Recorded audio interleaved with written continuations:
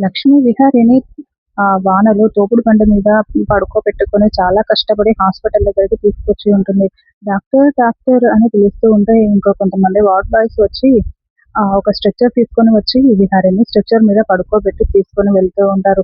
విహారి గారిని ఎవరో పొడి చేశారు డాక్టర్, ప్లీజ్ కాపాడండి అని లక్ష్మి చెప్పడంతో ఇంకా డాక్టర్ కొంతమంది నర్స్ వాళ్ళందరూ కూడా విహారిని లోపలికి తీసుకొని వెళ్తూ ఉంటారు. అప్పుడే లక్ష్మికి సడన్‌గా బాగా పెయిన్ వచ్చి ఒక్కసారిగా కుప్పకూలిపోయి అక్కడ ఉన్న సోఫాలో కూలబడిపోతుంది.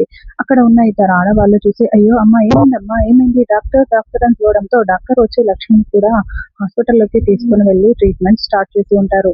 ఇంకా అక్కడ ఉన్న ఒక డాక్టర్ లక్ష్మిని గుర్తుపట్టి, "పద్మాక్షి మేడం చెప్పిన లక్ష్మి ఈవిడే కదా" అనుకుని పద్మాక్షికి కాల్ చేసి, "మేడం ఆ లక్ష్మికి హాస్పిటల్‌లో అడ్మిట్ అయింది. తను ఏదో ప్రమాదంలో ఉంది" అని చెప్పడంతో ఇంకా వెంటనే సహస్రాన్ని పురిటి నొప్పులొచ్చినట్టుగా యాక్ట్ చేసుకుంటూ హాస్పిటల్‌కి తీసుకొని వచ్చి ఉంటుంది డెలివరీకి.